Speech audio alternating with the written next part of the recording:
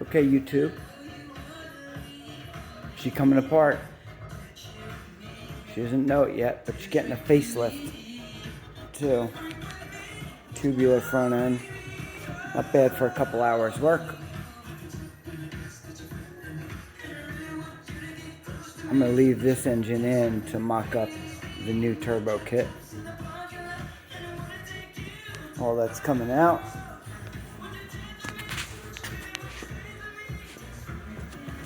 Everything from underneath is out. That's all the exhaust, everything's gone. Oh, she's going through some major changes this year. Sorry, that was my thumb. Yeah, so it's hard to imagine that all this shit gets jam-packed. All that in here. It's like, what? Yeah, man. My knuckles are not happy with me.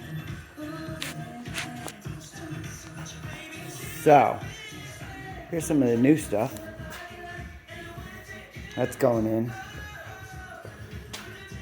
That's the headers for the new turbo build. And this is, I think that's the, no, that's the tubular front end. And this, that's the pipe kit for the new turbo.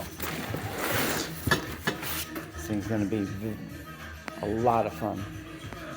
Okay, just gonna keep you updated. Stay tuned.